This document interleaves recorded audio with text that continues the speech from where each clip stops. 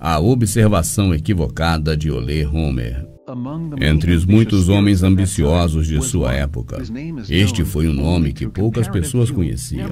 No entanto, ele teve uma influência considerável, tanto na astronomia quanto na física. Ole Homer, ele é melhor lembrado pelas suas observações dos eclipses dos satélites de Júpiter. Um estudo dos registros que foram feitos durante mais de 3.000 anos mostram que os eclipses se repetem com a regularidade de um relógio, de modo que em determinado número de anos, meses, dias e minutos transcorrem entre cada 2 eclipses de um determinado tipo. Mas Ole Homer observou que no caso dos eclipses dos satélites das luas de Júpiter, o período de tempo entre eles nem sempre era o mesmo, pois ocorreram 16 minutos e meio após em relação a outros. Portanto, ele tentou explicar esta pequena diferença no tempo e chegou a estranhas conclusões. Estes eclipses ocorreram em diferentes estações do ano, de modo que às vezes eles podem ser vistos quando a Terra está em A, e em outros momentos em que a Terra está em B, no lado oposto do Sol e na órbita, isto de acordo com a astronomia copernicana. Então, Ole Homer refletiu que quando o observador está em B, ele está mais longe de Júpiter do que quando a Terra está em A, por uma distância tão grande quanto o diâmetro da órbita. Isto lhe deu uma nova ideia e uma possível explicação. Ele pensou que, embora a luz pareça ser instantânea, realmente deve demandar algum tempo apreciável para viajar pela imensa distância de Júpiter para a Terra. Assim como o navio leva tanto tempo para percorrer uma determinada distância em muitas milhas por hora. Neste caso, a luz do satélite de Júpiter levaria menos tempo para chegar ao observador quando a Terra estivesse em A, do que seria exigido para alcançá-lo em B, no outro lado da órbita. E como resultado dessas reflexões, ele chegou à conclusão de que a diferença de 16,5 minutos era contabilizada desta maneira. Seguindo esta ideia, ele concluiu que se demorasse 16 minutos e meio mais para que a luz percorresse a distância aumentada de um lado da órbita para o outro, exigiria apenas metade do tempo para viajar a metade dessa distância, do modo que viaja o Sol até a Terra em minutos. Com isso, ele concluiu que a distância até o Sol é tão tremenda que a luz, viajando com rapidez de relâmpago, leva alguns minutos para cobrir essa distância.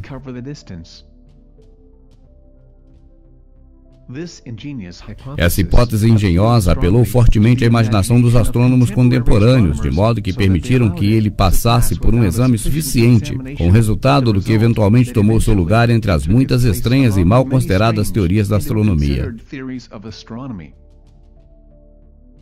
No entanto, nós mesmos agora faremos o que deveria ter sido feito nos dias de Ole Homer. Nos colocaremos ao lado dele, por assim dizer, e estudaremos esses eclipses dos satélites de Júpiter, assim como ele fez, do mesmo ponto de vista da astronomia de Copérnico. E assim saberemos se suas deduções são ou não credíveis.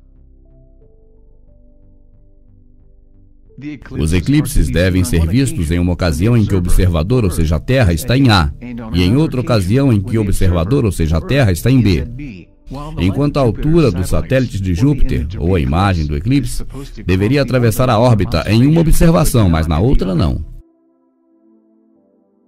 É importante notar que o observador em B terá que olhar em direção ao Sol em toda a órbita, enquanto o observador em A verá o eclipse para fora da órbita. Ele estará em uma direção oposta ao Sol. Ole Homer descobriu que o observador em B viu o eclipse 16 minutos e meio depois do que ele teria visto em A. E ele acreditava que isso era porque a imagem do eclipse tinha uma distância muito maior para chegar ao seu olho. Vemos agora o diagrama 4, que mostra 2 observadores nas posições que Ole Homer supôs que a Terra ocuparia nas respectivas observações. Percebemos que A veria o satélite em um lado do eclipse, enquanto seria escondido de B pelo planeta Júpiter, ou seja, triângulo A1B. O planeta e seu satélite estão se movendo ao redor do Sol para leste, como mostrado pelas setas, mas o satélite é como uma lua viajando por Júpiter, de modo que ele mova mais rápido do que o planeta. O satélite é eclipsado por Júpiter somente quando os dois estão juntos na mesma linha com o Sol. São essas linhas pontilhadas. Mas com o passar do tempo, o satélite se move para o leste desta linha, passa a Júpiter e então pode ser visto pelo observador em B. Triângulo B2A. E assim B vê o eclipse algum momento depois de A. E esta é a explicação muito simples que Euler Roemer negligenciou. Seria possível escrever um volume inteiro sobre este assunto. Existem alguns que desejam debatê-lo em um comprimento interminável, mas no final a explicação seria apenas essa, que eu prefiro deixar em toda a sua simplicidade. A diferença de 16 minutos e meio no tempo é devido a uma diferença dos ângulos a partir dos quais os eclipses são vistos, e de maneira nenhuma está conectado à distância.